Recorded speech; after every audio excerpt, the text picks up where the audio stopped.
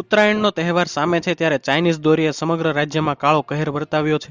ઉત્તરાયણને હવે ગણતરીના દિવસો બાકી છે. ઉત્તરાયણ આવતા જ લોકો પતંગ અને દોરીની ખરીદી કરતા હોય છે.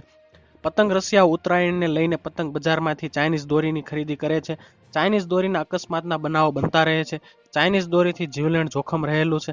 તે જોતા હવે ઉત્તરાયણ આવતા જ પતંગ રસિયાઓ ચાઇનીઝ દોરીની શોધમાં બજારમાં ફરતા રહે છે.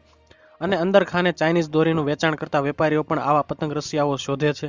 મળતી માહિતી મુજબ ઉત્તરાયણને હવે 3 દિવસ જેટલો સમય બાકી છે ત્યારે રાજકોટમાં ચાઇનીઝ દોરીના વેચાણને લઈને રાજકોટ પોલીસે સઘન ચેકિંગ હાથ ધર્યું છે.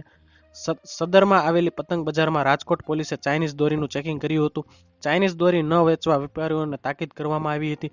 પતંગ બજારમાં એસીપી અને સ્ટાફ દ્વારા ચેકિંગ કરાયું છે. ઉત્તરાયણ સુધી સતત પોલીસ દૈનિક તપાસ કરશે. તો હાલ માટે આટલું જ રાખીએ છીએ. જો તમને અમારા વિડીયો પસંદ આવતા હોય તો વિડીયોને લાઇક કરજો, ચેનલને સબસ્ક્રાઇબ કરી બાજુમાં આવેલું બેલ આઇકન પ્રેસ કરજો, જેથી તમને અમારા વિડીયોની નોટિફિકેશન્સ મળતી રહે.